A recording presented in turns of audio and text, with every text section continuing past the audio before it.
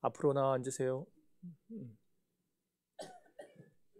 2024년 구주성탄을 맞아서 이 예배의 자리에 나오신 여러분 모두에게 우리 주님의 은혜와 평강이 충만하기를 주의 이름으로 축원합니다.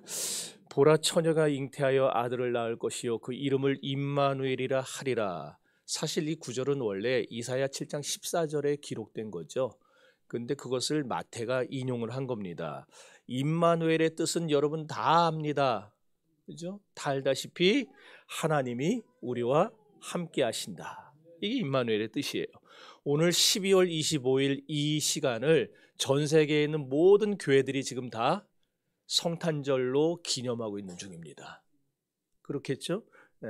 그리고 예수를 안 믿는 사람들도 크리스마스라고 하면서 아주 환장해요 지금 막. 뭐 지들 생일도 아닌데 지들이 클럽에 가서 놀고 밤새 술 마시고 지금 막 자빠져 있더라고 저기에도.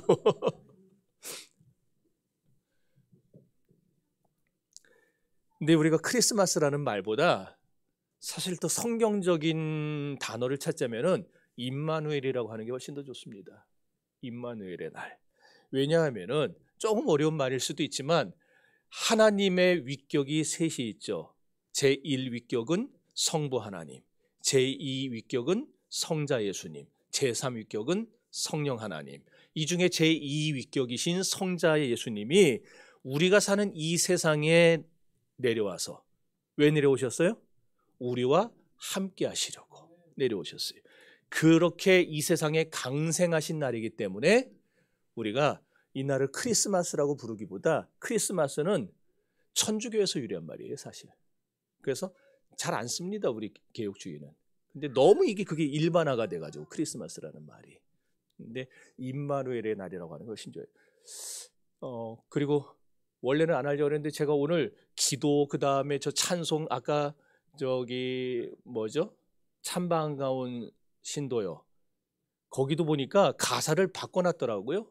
혹시 눈치챈 거 있어요? 뭘 바꿔놨어요 가사를?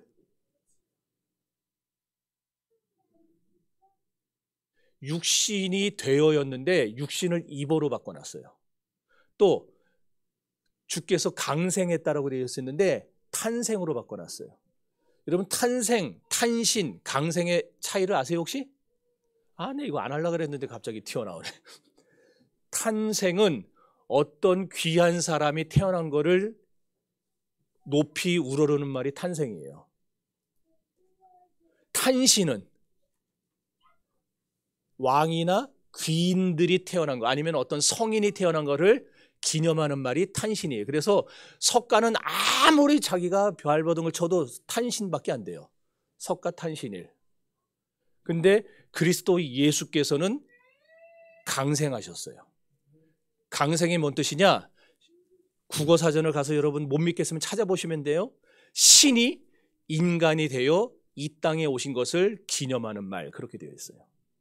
그러니까 우리 기독교인들은 강생이라는 말을 써야지 자꾸 탄생이라는 말 쓰면 안 돼요. 그래서 내년부터는 찬송가 122장 부를 때에 아예 옛날 통일 찬송가로 바꿔놓으세요.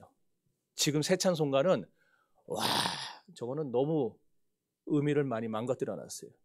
그리고 육신을 입은 것도 아니에요. 육신을 입었다는 거는 주후 2세기, 3세기에 크게 유행했던 이단들이 쓰던 말이었어요. 하나님의 본체는 그대로 있고 여기다 육신을 뒤집어 씌운 양의 탈을 쓴 늑대 같은 이리 같은 게 돼버렸어요. 그래서 정통 기독교는 그걸 이단으로 정죄하고 정확하게 초대교회에서부터 문구를 딱 지정해놨어요. 육신이 되셨다. 그래서 여러분 앞으로 기도할 때도 뭐 할 때도 육신이 되셨다라고 해야지 육신을 입었다라고 하면은 이거는 우리가 정통 기독교인데 이단들이 하는 그런 기도를 하는 거예요. 그러면 안 돼요. 짤막한 지식 코너였고 넘어가서 모세가 시내산에서 양을 칠 때에 기이한 장면을 봤어요. 여러분도 아마 기억이 나실 겁니다. 불이 가시덤불에 붙었는데 막 불길이 어마어마하죠. 활활 탑니다. 근데 희한하게도 가시덤불은 타지를 않는 거예요.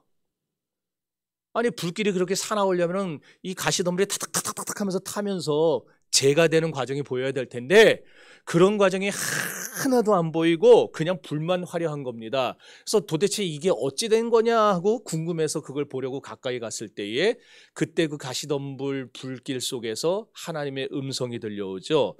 그리고 거기서 하나님께 사명을 받게 됩니다. 그 사명이 뭐였어요? 너는 애굽으로 돌아가서 내 백성 이스라엘을 거기서 구해내라. 이런 사명이었어요. 이 사명을 받은 모세가 떨리는 마음을 진정하지 못하면서 이렇게 하나님께 대꾸합니다. 하나님, 저는 말을 할 줄 모릅니다. 저는 담대하지도 못합니다. 이제 나이도 80입니다. 이런 제가 어떻게 이 큰 일을 행할 수 있겠습니까? 그때 하나님의 대답이 뭐였습니까? 출애굽기 3장 12절입니다.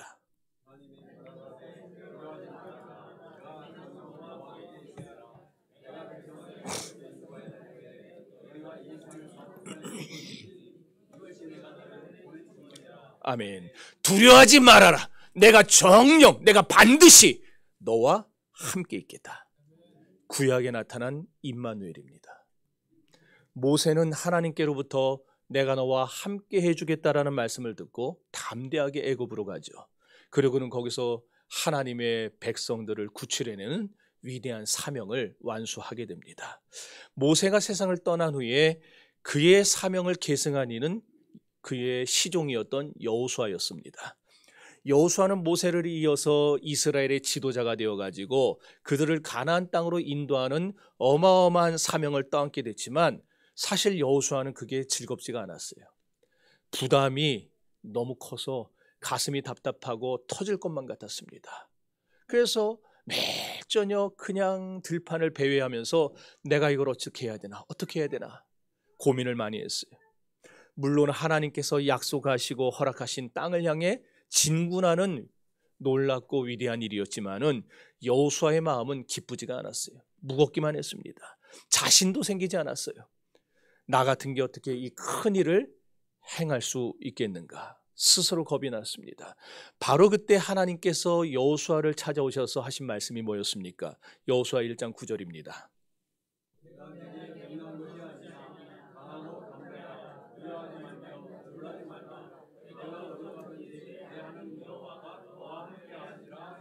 아멘. 너는 두려워하지 말고 좌로나 우로나 치우치지 말라. 내가 너와 함께하리라. 그러니 너는 강하고 담대하라. 여러분, 내가 너와 함께하리라. 임마누엘입니다. 이 약속대로 하나님은 여호수아와 언제까지나 함께하셨습니다. 하나님께서 백성들을 이끌고 요단을 건너셨어요. 여호수아가 이끌고 건넌 게 아니에요. 하나님이 온 땅의 주의 언약궤가 요단을 밟는 그 즉시 요단의 물이 멈췄고 하나님이 그들을 이끌고 요단을 건너셨어요. 하나님이 그들을 이끌고 여리고를 정복하셨고 아이성과 세겜과 하솔과 무깃도와 수많은 가나안의 성들을 점령하시면서 결국 그 조상 아브라함에게 약속하셨던 가나안 땅을 그들에게 선물로 주셨던 것입니다. 그렇게 함으로써 지극히 연약하고 보잘것없던 능력이 하나 없던 여호수아였지만 그럼에도 불구하고 그는 무사히 이스라엘 백성들을 이끌고 약속의 땅 가나안에 들어갈 수 있었던 것입니다. 예레미야를 부르실 때도 하나님은 똑같은 말씀을 하셨습니다. 내가 모태로부터 너를 택했다. 그러니 너는 일어나 내가 네 입에 주는 모든 말을 내 백성에게 전하라. 이 말씀을 하신 하나님 앞에 예레미야는 그 옛날 자기의 조상들이 했던 것 같이 이렇게 말합니다. 하나님, 저는 아직 어립니다. 저는 경험도 적습니다. 저 같은 것이 과연 무엇을 할 수 있겠습니까? 그때 하나님께서 예레미야에게 하셨던 말씀이 무엇입니까? 예레미야 1장 8절입니다.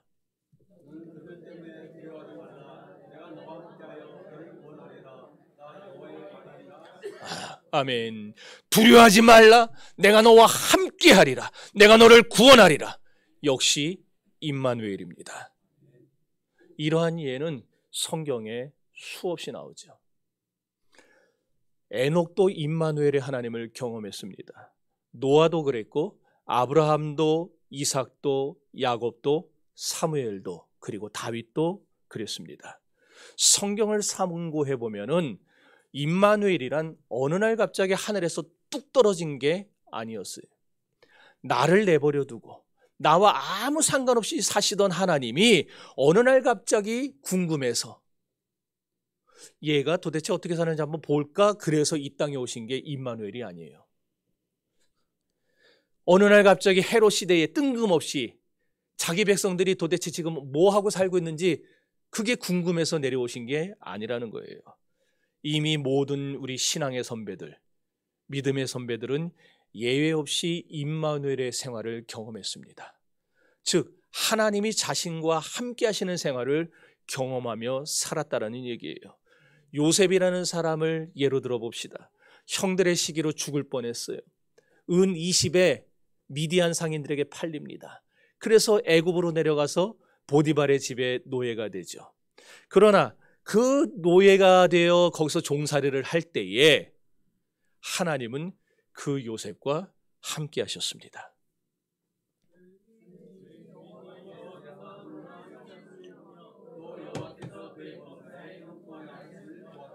아멘. 저렇게 살다가 요셉이 어느 날 보디발의 아내에게 참기 힘든 치명적인 유혹을 받게 됩니다. 그러나 요셉은 믿음이 있었기에 그 치명적인 유혹을 단칼에 거절하죠. 그 거절한 대가가 뭐예요? 보디발의 아내를 겁탈하려 했다는 말도 안 되는 누명을 뒤집었습니다. 그리고 이제는 종살이가 아니라 감옥에 갇혀서 사형수로서 죽을 날만 기다리는 신세가 됩니다. 그러나 그때도 또 어떻습니까? 하나님은 감옥에 갇혀 죽을 날을 기다리고 있던 요셉에게 함께 하십니다. 잠깐만, 창세기 39. 아니에요. 아니에요. 하나 빼먹었네. 39장 23절 빼먹으셨네. 간수장은 그의 손에 맡긴 것을 무엇이든지 살펴보지 아니하였으니 이는 여호와께서 요셉과 함께 하심이라. 여호와께서 그를 범사에 형통하게 하셨더라. 보세요. 이것도 임마누엘 신앙입니다. 사무엘상 16장 18절 읽어봅시다.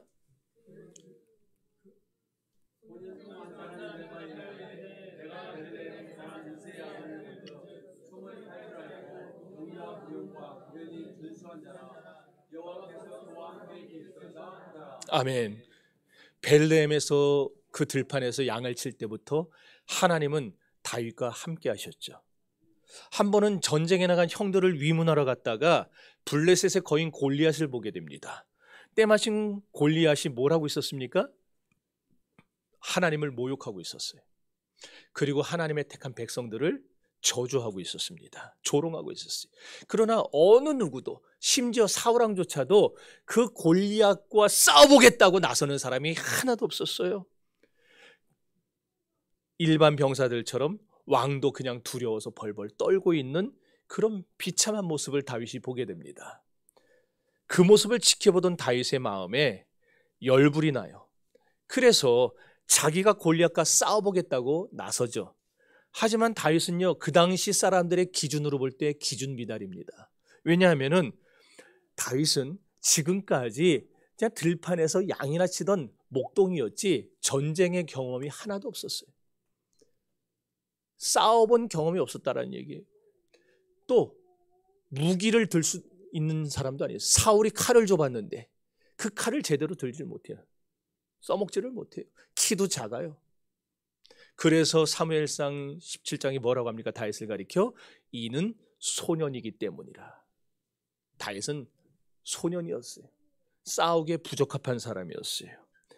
그렇지만 골리앗이 이스라엘의 군대와 하나님의 이름을 조롱하는 것을 볼 때에 다윗은 그 속에서 끓어오르는 의분을 참아낼 수가 없었습니다.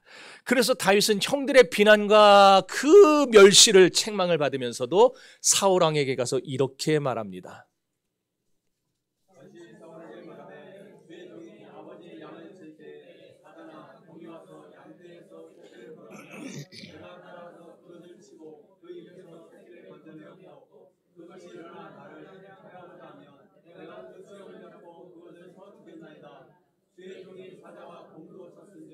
살아계신 하나님의 군대를 모욕하는 이 하나님같이 않은 블레셋 사람이니까 그가 그 중심에 하나로 함께되리다. 또 다윗이 이르되 여호와께서 나를 사자의 발톱과 곰의 발톱에서 건져내셨은즉 나를 이 블레셋 사람의 손에서도 건져내시리다.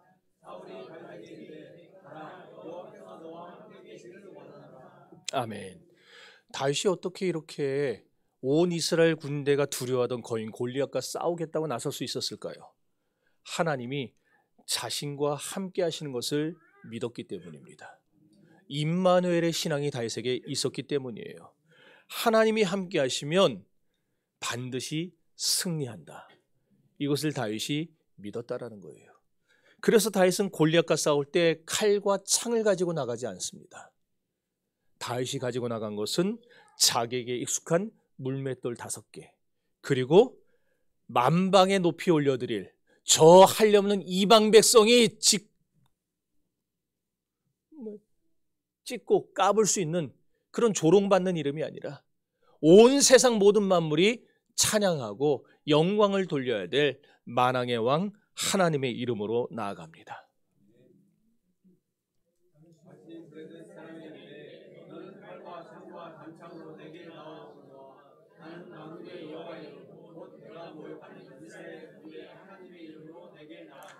아멘. 여러분, 사람의 뼈 중에서 제일 단단한 뼈가 어딘지 아세요? 머리뼈예요. 이 두개골 여기 이마뼈. 만약에 학자들이 그러는데 콘크리트보다 여기 뼈가 더 세대요. 콘크리트보다 몇십 년 넘은 나무보다 더 세답니다. 사람의 두개골 뼈가. 그러면은 갑자기 떨어져서 머리 깨져 죽는 거면 그거는 이 뒤에 후뼈는 약해요. 근데 여기 있는 요 뇌를 보호하는 요거는 어마어마하게 강하대요. 그런데 생각을 해보세요. 다윗이 시속 150km 이상으로 던져야 돼요, 이거를 지금. 그래야 여기 박히죠. 분명히 돌이 박혔다 그랬잖아요. 이 뼈를 뚫고 돌이 박힐 정도가 되려면은 계산했더니 시속 150km 이상을 던져야 돼요. 메이저리그 투수도 아니고 그것도 정확하게 그 조그마한 사람 얼굴 한가운데 이마를 실수라도 하게 되는 날 어떻게 되겠습니까? 그러면은 2개, 5개 갖고 나갔으니까 2번째 던지고 3번째 던지고 해요? 그럴 시간 없어요. 한 번 실수하면 끝입니다. 골리앗은 가만히 있겠어요? 걔는 지금 이따만한 배틀체 같은 창하고 칼을 쥐고 있는데 가만히 있겠냐고요. 달려와서 한 2어 걸음 걸으면 벌써 다윗에게 당도했겠죠. 다윗은 목이 잘려서 나뒹구는 거예요.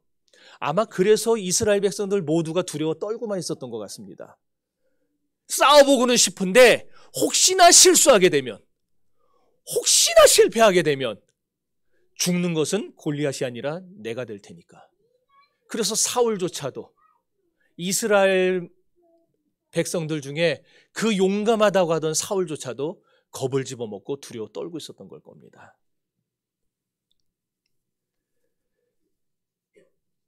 그러나 다윗은요, 우연을 필연으로 바꾸는 하나님을 믿었어요. 그래서 애초에 실패할 거라는 생각조차 먹지 않았던 것 같습니다. 그 증거가 뭐냐? 말했듯이 물맷돌을 하나만 가지고 나간 게 아니라 5개를 가지고 나간 게 증거예요. 2번, 3번, 4번, 5번 던져보려고 그랬던 게 아니라 말씀드렸다시피 이미 한 번 실패하면 기회는 더 이상 없어요. 그럼 왜 돌멩이를 5개나 가지고 나갔는가? 당시 블레셋에는 골리앗과 같은 거인이 5명이 있었습니다. 골리앗 외에 다시 더 있었어요. 대표적인 게 골리앗이었죠. 골리앗의 아우 라흐미가 있었죠. 그 다음에 300세겔이나 되는 노창을 휘두르는 300세겔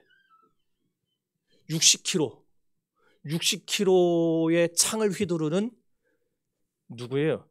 이스비브노비 있었어요. 그리고 삽이라고 하는 거인이 있었어요. 이 외에도 손가락이 24개인, 손가락 발가락 다 합쳐서 우리는 20개잖아요.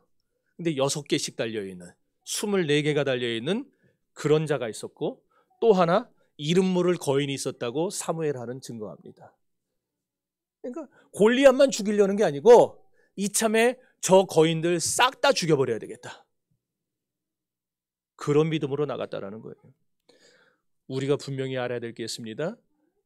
물맷돌의 성능이 좋아서 또는 운이 좋아서 이마 정중앙에 박혀 골리앗과의 싸움에 이긴 게 아니라는 거예요. 다윗의 실력이 출중해서 이긴 게 아닙니다. 그럼 어떻게 이긴 겁니까? 임마누엘의 하나님이 다윗을 이기게 하셨기 때문에 이길 수 있었던 것입니다. 다 같이 읽어봅시다. 아멘, 할렐루야. 다윗이 어디를 가든지 그와 함께 하시는 하나님이 그를 이기게 하시니까 이긴 것이지, 다윗의 능력이 있어서 이긴 게 아니고, 실력이 있어서 이긴 게 아니고, 돈이 많아서 이긴 게 아니고, 스펙이 좋아서 이긴 게 아니라는 거예요. 그렇다면 오늘 여기 있는 우리들도 얼마든지 그렇게 될 수 있지 않겠습니까? 우리는 다윗처럼 어려요. 다윗처럼 실력이 없어요. 다윗처럼 경험이 없어요. 다윗처럼 뭘 해본 그런 것들이 없어요. 그럼에도 불구하고 여호와께서 우리와 함께 하시기만 한다면, 2025년에 우리와 임마누엘의 하나님이 우리 곁에 계시기만 하다면 우리들도 어디를 가든지 이길 줄 믿습니다. 이런 예는 얼마든지 더 있죠. 다니엘이 사자굴에 들어갔을 때 하나님이 다니엘과 함께 하셔서 사자들의 입을 봉해 주셨습니다. 다니엘의 새 친구 하나냐, 미사엘, 아사랴가 하나님을 섬기다가 결박당해서 극렬히 타는 풀무불에 던져지게 됐을 때도 그 풀무불 속에 하나님이 함께 하셨습니다. 그 모습을 보고 느부갓네살왕이 이렇게 말을 합니다. 그때 느부갓네살 왕이 놀라 깊이 일어나서 우상을 향하여 이르되 우리가 결박하여 그 가운데 던진 자는 세 사람이 아니니까. 이제 왕이 대답하여 이르되 왕이여 볼수이다 하더라. 왕이 또 말하여 이르되 내가 보니 결박하지 아니한 네 사람이 불 가운데로 다니는데 강한 이도 아니하였고 그 넷의 모양은 신의 아들과 같다 하고. 아멘.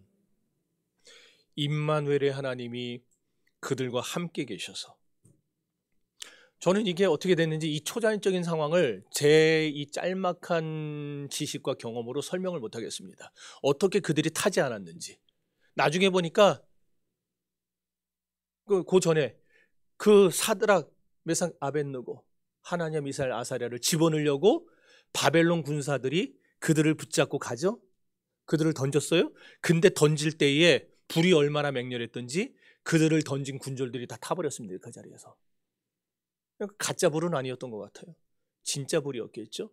그런데 이 세 사람은 타지를 않아요. 머리털 한 카라, 한 올도 그슬리지 않습니다. 심지어 나중에 꺼냈더니 불탄 냄새도 나지 않았다 그랬어요. 성도 여러분, 오늘 저와 여러분은 이렇게 이 자리에 자유롭게 모여서 주님의 오심을 기념하고 있습니다. 그리고 그것을 축하하며 감사하고 있죠. 그러나 지금도 어떤 이들은 이런 자유를 누리지 못한 채 결박당해 있습니다. 이 세 친구가 풀무불 속에 던져졌던 것 같이 지금 누군가는 병상에 결박당해 누워있고 누군가는 물질의 결박당해 옴짝달싹하지 못하고 있어요. 제마다 제각각의 환난의 결박당해서 자유를 누리지 못하는 사람들 투성입니다. 그러나 분명히 믿는 것은 임마누엘의 주님께서 그 현장 속에 그들과 함께 계실 때에 그들의 묶인 결박이 풀리고 그들이 참 자유를 누리게 될 날이 분명히 올 것이라는 사실입니다. 그러니 여러분, 지금 여러분의 환경이 어떻든 여러분의 형편이 어떻든 간에 이 시간 임마누엘 하나님께 손을 내밀어 보시기 바랍니다.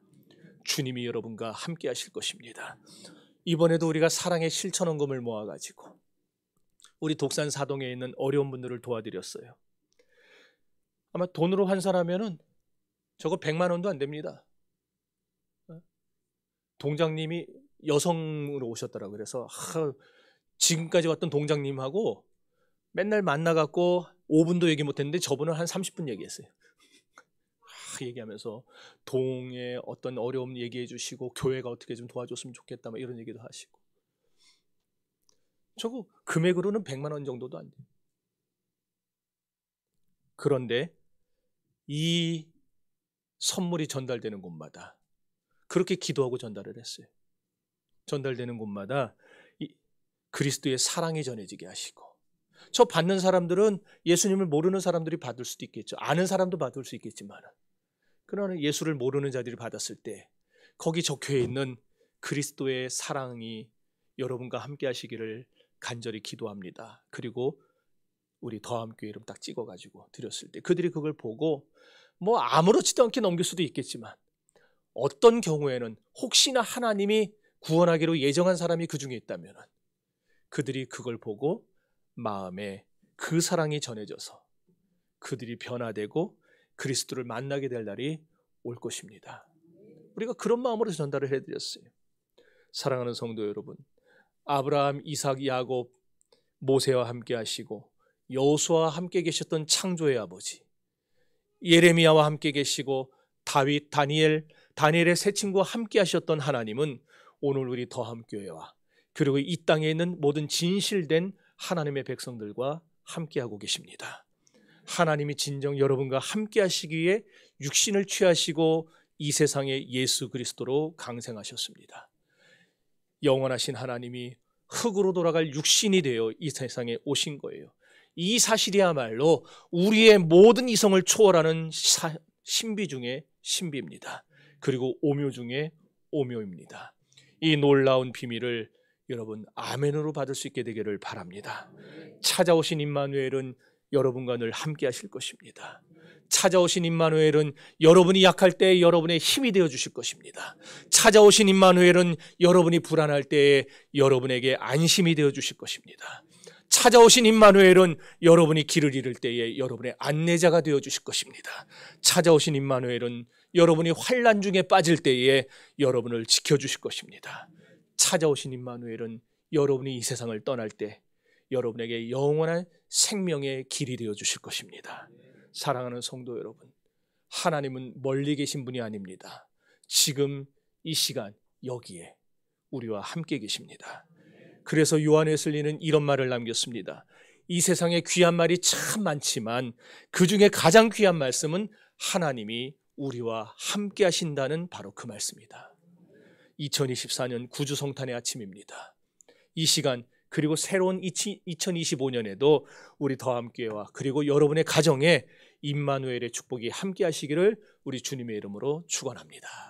다 같이